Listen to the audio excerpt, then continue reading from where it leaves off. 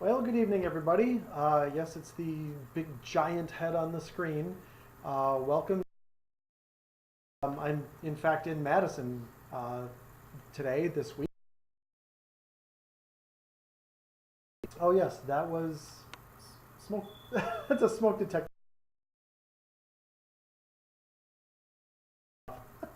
Give me 1 second. I'll be right back. Sorry.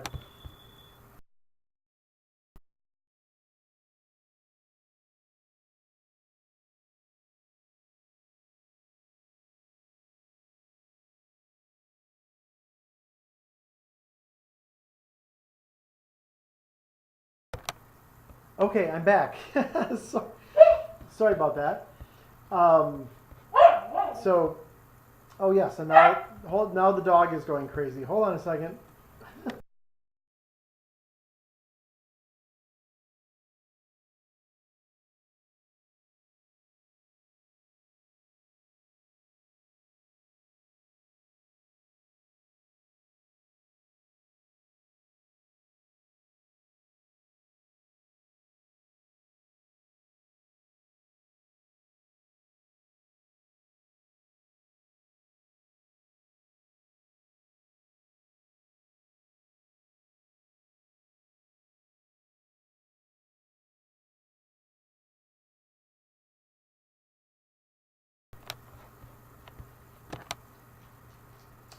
Okay, there we go.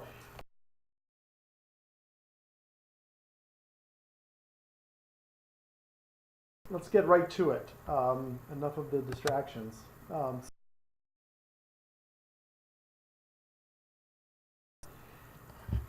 So tonight what we're going to look at is how moral frames, and I think this is a critically important topic. I have a friend of mine, let me get back to my picture here. A friend of mine actually has a congregation in the Racine area, and it's non-denominational, and she's very progressive, and laments all the time. And one of the problems is, and we've seen it play out after this,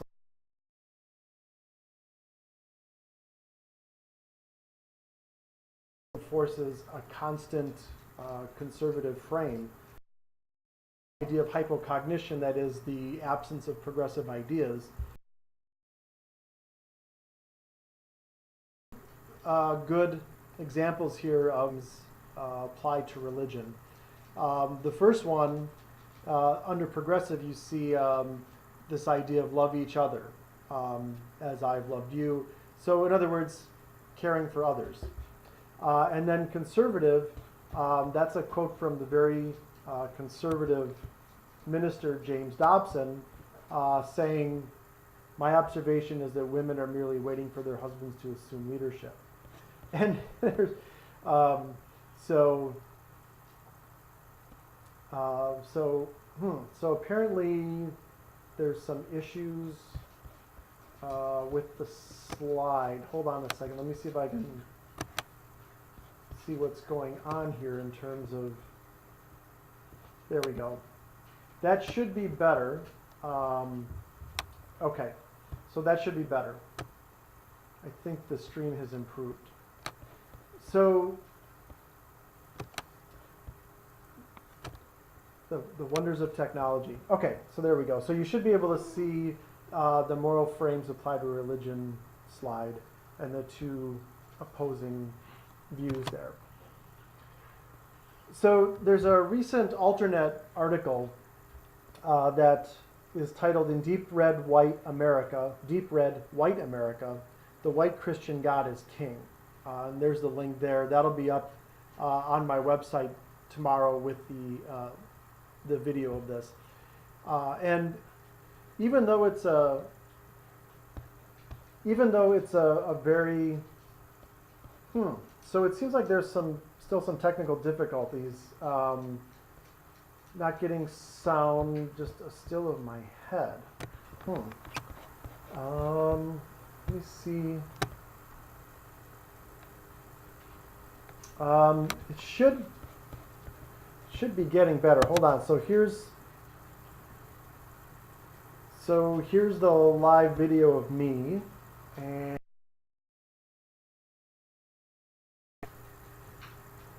so hopefully the sound should be better.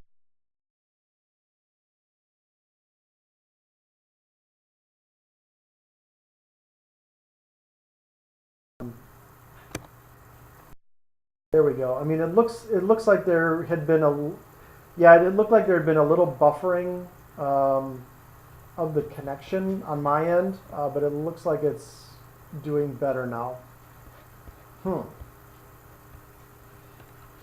Okay, hold on. Let's try something once.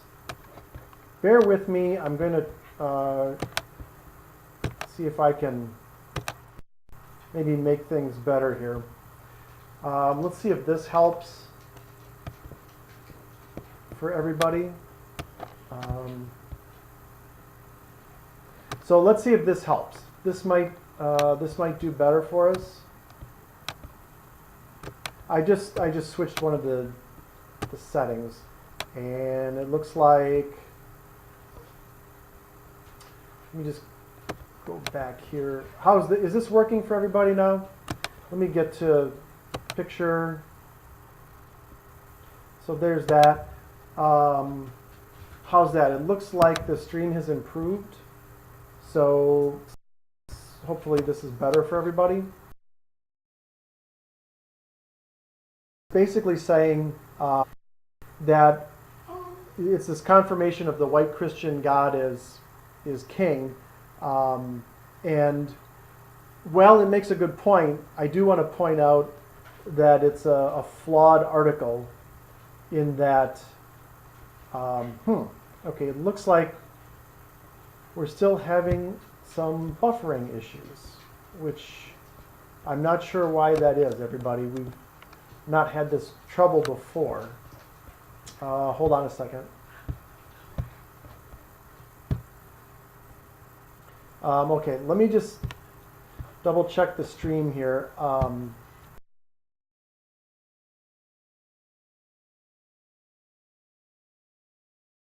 Let me do that.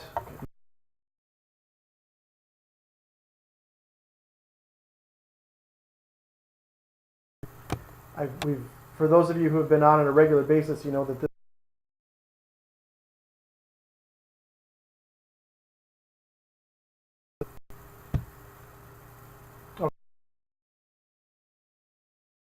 So there's that in deep red white America, the white Christian God is king.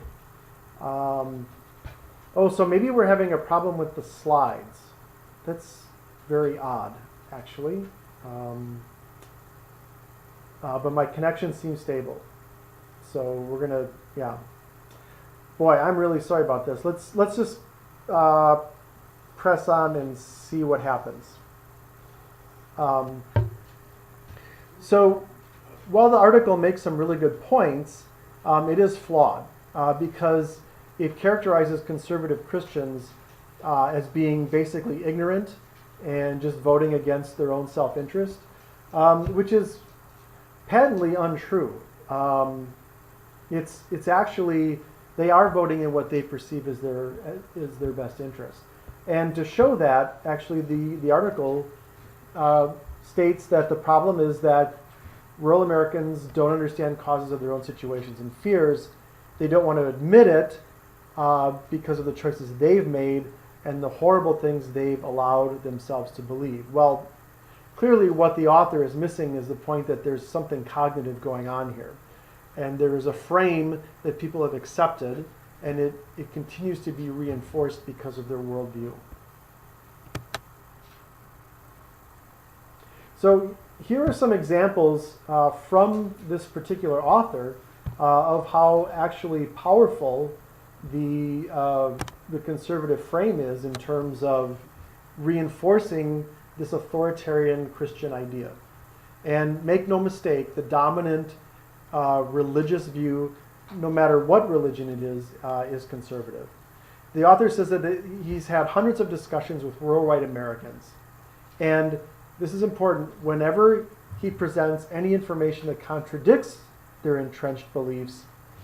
They won't even entertain the possibility that it might be true.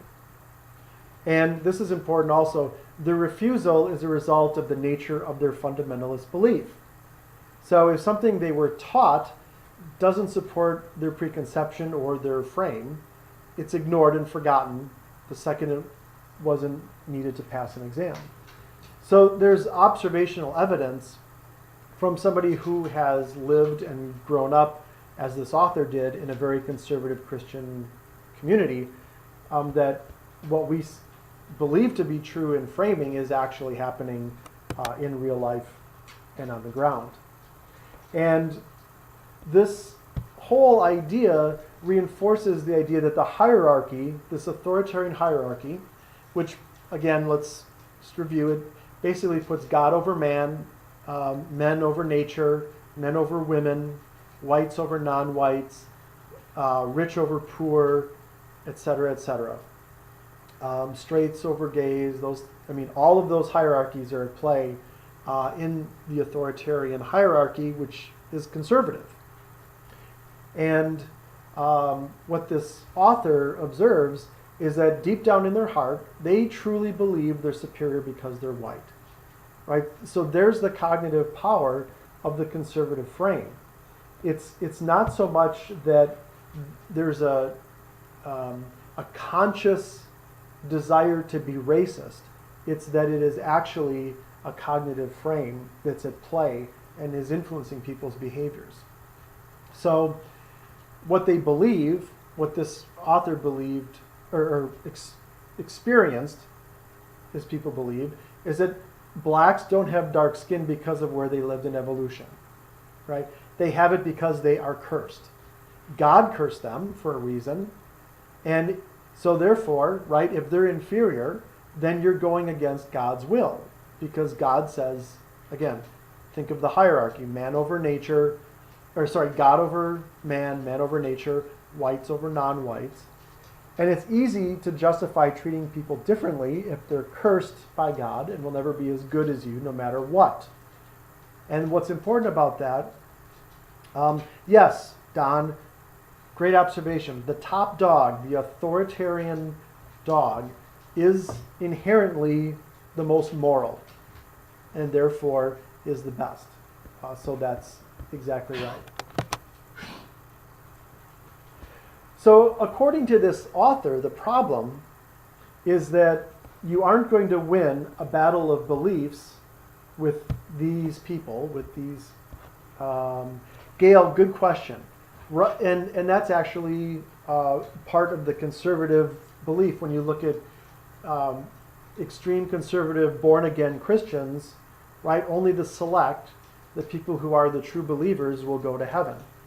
And yes, that's actually true. And what makes them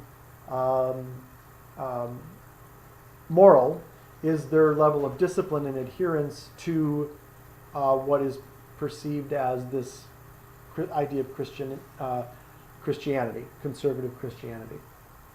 So the author says, you're not winning a battle of beliefs with these people if you are on one side of the argument and God is on the other. Right? So think of that in terms of any conservative issue. Right? If they see it as a moral belief, if they see it as being grounded in Christianity as they perceive it in their authoritarian hierarchy, then no degree of understanding, no degree of facts is going to suddenly make them more open to reason and facts.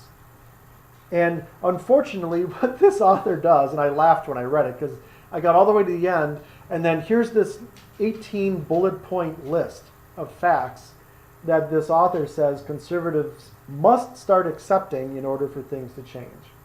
And I wholeheartedly disagree with that for one very significant reason. And that is that the best way to reach people, as we know, is not by this laundry list of 18 facts, when this author himself said, well, you're not going to reach these people with facts. You're not going to reach them with issues because it's a belief system. And as I've talked to my friend who is a minister, a non-denominational minister, is that almost everyone universally is biconceptual on religion. But, Mark just wrote something interesting. The fascist influence on far-right Christianity. That's very true. And in fact, a lot of this kind of whole cognitive mess we're in started back in the 30s as a response to the New Deal. And I've talked about this in some workshops where the actual goal of the campaign was to equate capitalism with Christianity. And it was, as Mark evokes, this idea of fascism, corporate rule, basically, being equated with Christianity, and the private free market.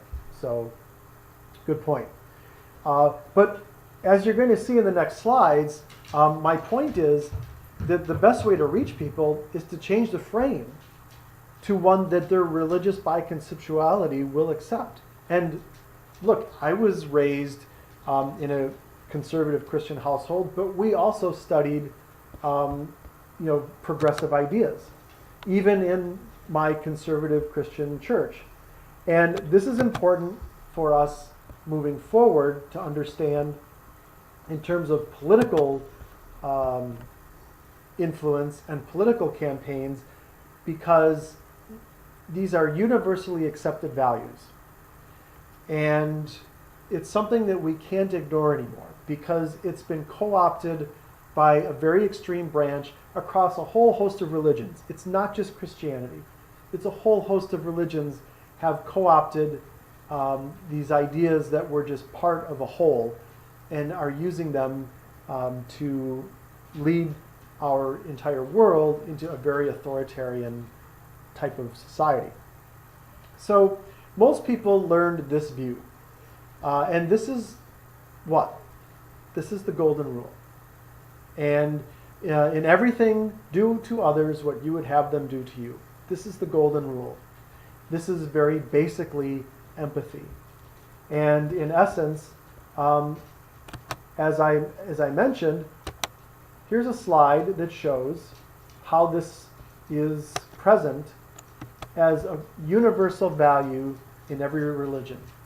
Empathy is a universal value in every religion, which means for us as human beings that have practiced, yes, exactly.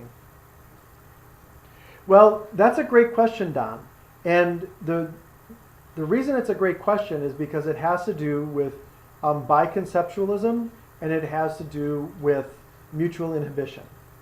So if you get somebody thinking of the golden rule, if you get them thinking in the frame of empathy, and for example, if you look in at the Hinduism, the sum of duty, do not do to others what would cause pain if done to you, or regard your neighbor's gain as your own gain and your neighbor's loss as your own loss, right?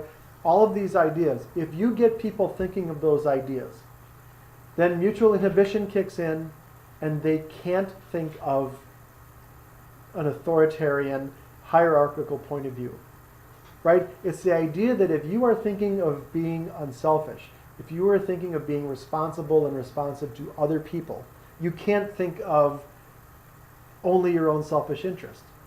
You can't do it. You can't think of them at the same time. So that's a great question, Don. If you get people thinking of the golden rule, and you get people acting in consistently with the golden rule, then they can think of that authoritarian hierarchy. They could slip back into it because they're biconceptual, but they can't think of them both at the same time. And so that's a really important question. It's something that reinforces why we need to do this in everything. And as a great example of that, just a quick story about one of my experiences was that I was in a kind of a strategy meeting with some Democrats a couple years ago, and I was encouraging them to tell stories, to tell personal stories about things that they care about that evoke empathy and ignite that type of frame in people's mind. And some of these relatively high-level Democratic strategists said, Oh, no, no. Focus groups tell us that we can't tell stories to connect with people about issues because then people might use those stories to attack us. So therefore, we can't use personal stories.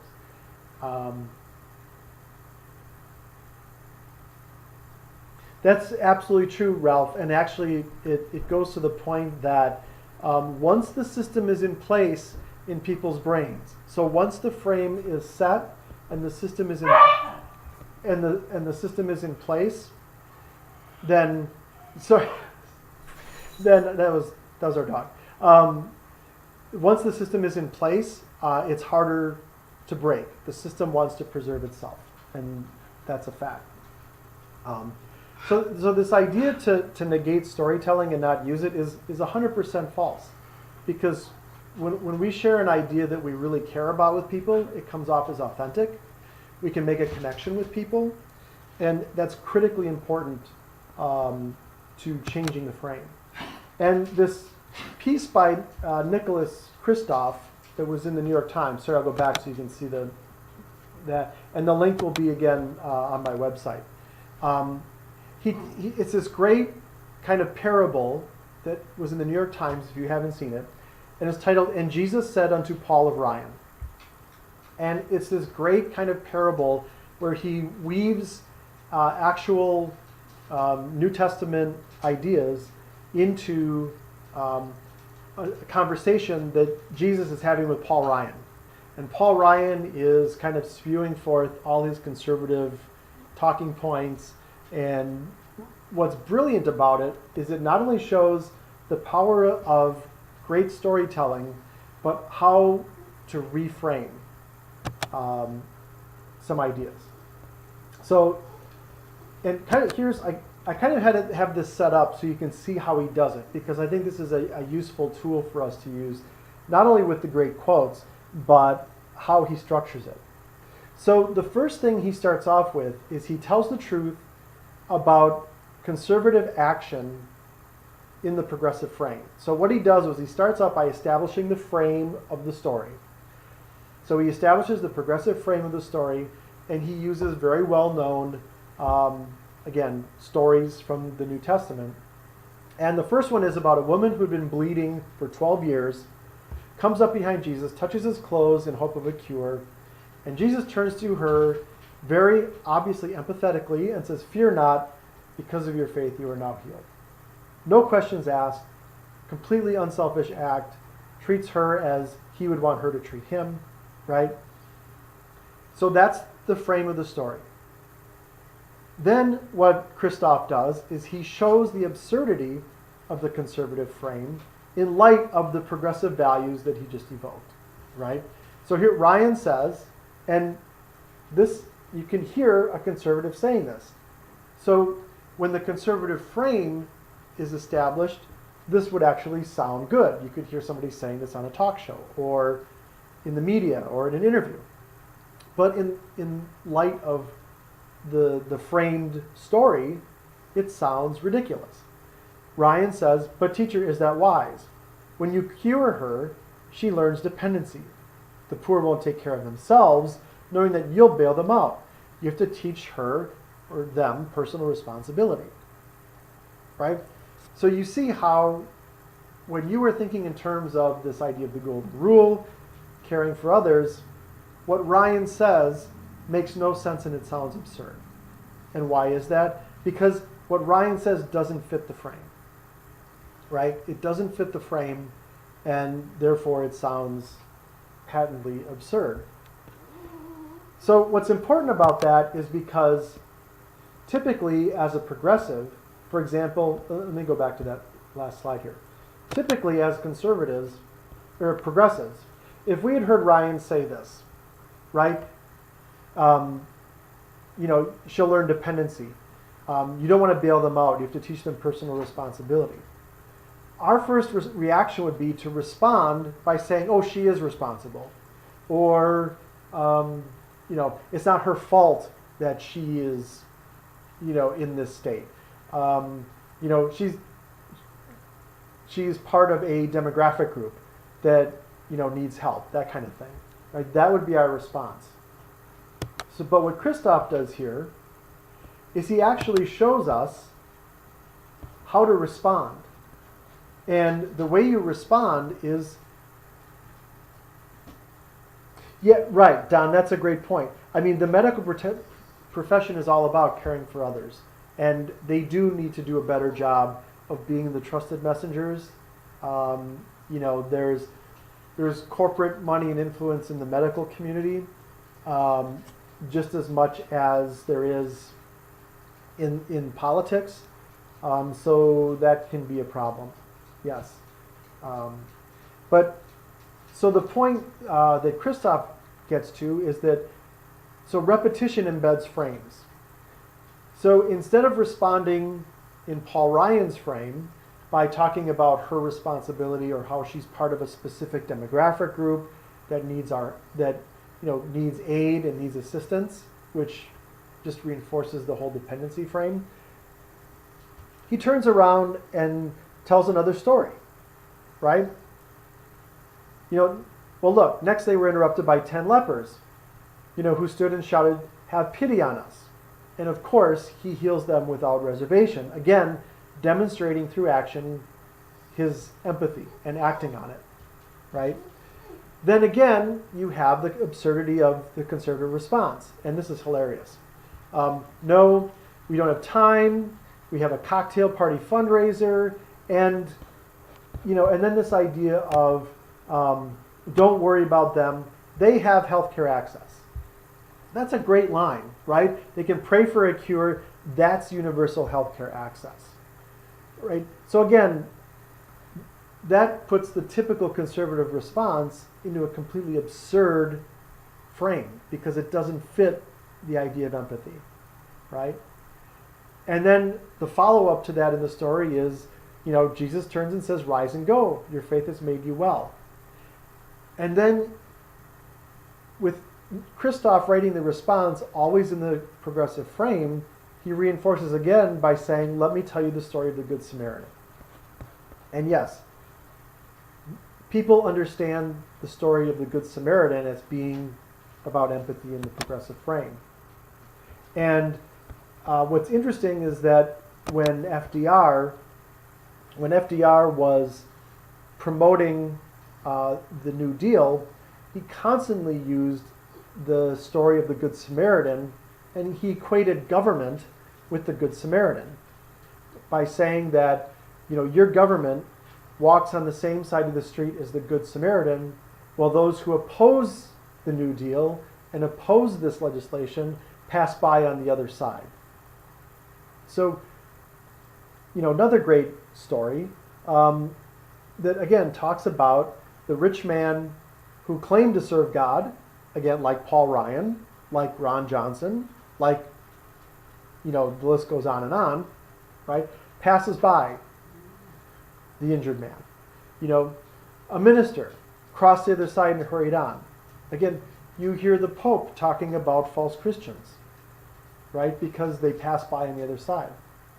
And then it's this despised Samaritan comes by and took pity on the injured man and paid the innkeeper and nursed him back to his health, right? So here you have another example of empathy in action.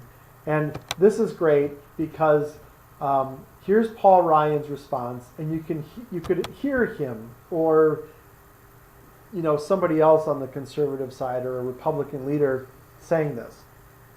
So the Samaritan who just helped out, right? It's unsustainable and sends the wrong message, right? It says to travelers, you can take a dangerous road because somebody else will come and rescue you from your self-destructive behaviors, right? What does that sound like, right? Why we shouldn't have research into things like HIV/AIDS. Why we shouldn't have research and communications coming from the federal government about, safe sex practices, and why there shouldn't be women's health initiatives, and why we shouldn't have education programs on gun safety, right? It rescue them from self-destructive behaviors, right? They are personally responsible for their own actions, and if they do the wrong thing and they get into trouble, then they should pull themselves up by their bootstraps because that's their punishment for doing something bad. It's exactly how conservatives think, right? And this is a good one too. So the Samaritan also seems to think it right to redistribute money from those who are successful and give it to losers. That's socialism. If the rich, and I love, this is my favorite line, if the rich man keeps his money, he can invest it and create jobs. So there's an acknowledgement from Christoph in his stories that job creation is in the conservative frame, right? Has nothing to do with empathy, has nothing to do with caring for others. It's a selfish act, right? So then he's saying, look, it's an act of mercy to ignore the robbery victim. So here you have the opposing frames laid out really well, but in the context of the Good Samaritan,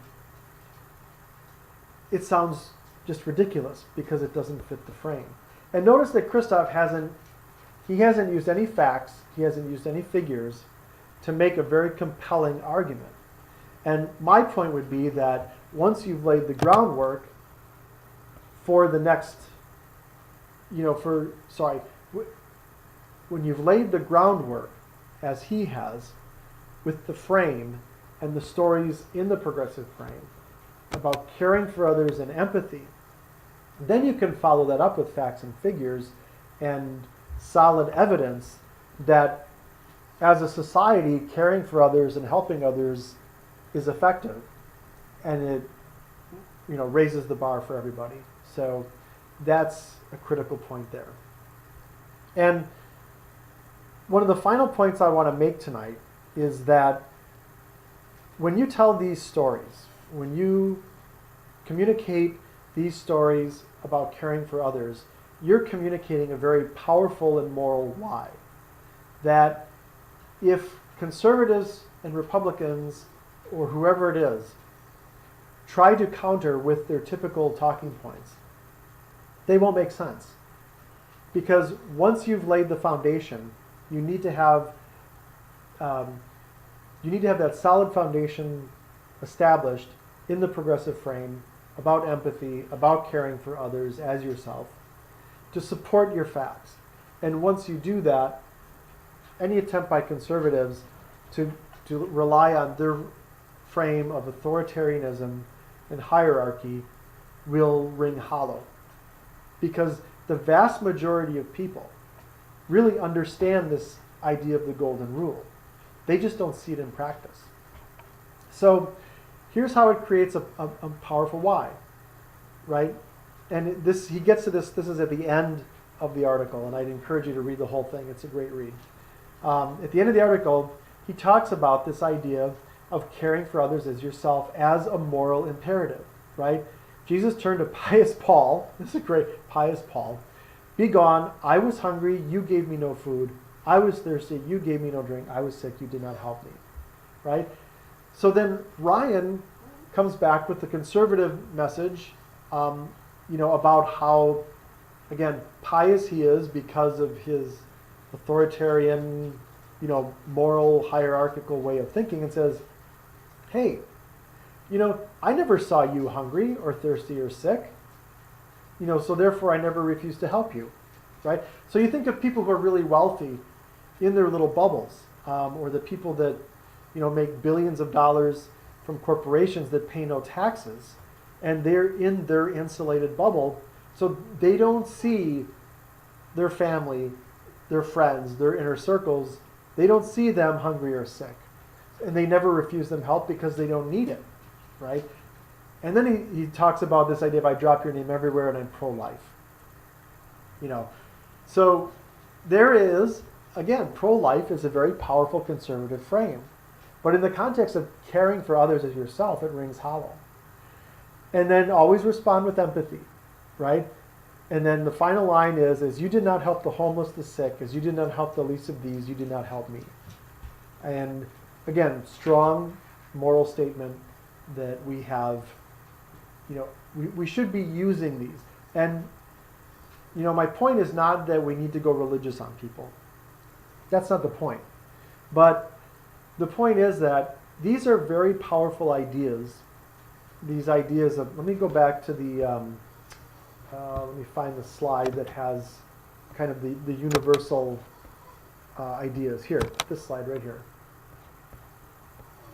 So we go back to these kind of universal ideas that are, in every religion, where empathy is a universal value. So the vast majority, I think, Lakoff has put it at, as high as 65, 70%, are biconceptual. So they'll get this. And these are the things that we really, really need to be talking about, and we really, really need to be underscoring to people. And as a result, you can actually start changing people's frames. You can start changing people's brains by hammering away at this idea of caring for others and empathy. And I don't think there can be any more important lesson for all of us than this moving forward into this year. Because, as you know, it's going to be a very challenging year. And one of the mistakes that we can make and possibly get caught up in is this idea of being very, very insulated within our small social circles, and that's something we definitely don't want to get stuck doing. So, there have been, quite a few questions here, good comments. So I'm going to start wrapping here. Thank you for enduring. I have a feeling it was some connectivity on my end. Being in a new place here, it looked like it just took a while for the connection to stabilize. So I'll go through and edit the video and make sure we get the smoke alarm out and the dog reacting to the smoke alarm. So I appreciate you bearing with me, but I think this is very important stuff here. So the Grassroots Festival is this weekend. I know for some of you there's a congressional district convention, unfortunately, at the same time. But there's going to be a lot of great speakers and breakout sessions at this festival. There really isn't like a rock star George Lakoff that's going to be there, but there's going to be a lot of great speakers, and some of the breakout sessions are going to be very important. And I'm just going to highlight kind of self-serving here, but I'm doing 3 breakout sessions. So it's going to be a long day. The first one is going to be with Bill. A lot of you know Bill Dagnan from Sauk County. So we're going to be doing a letter writing breakout session, talking about communicating values through good letter writing. And then I'm really looking forward to the 1:15 to 2:15 breakout session, which is right after lunch. I'm going to be with Mike McCabe and Kathy Kramer on a really, really good breakout session on overcoming the politics of resentment. So how do we not...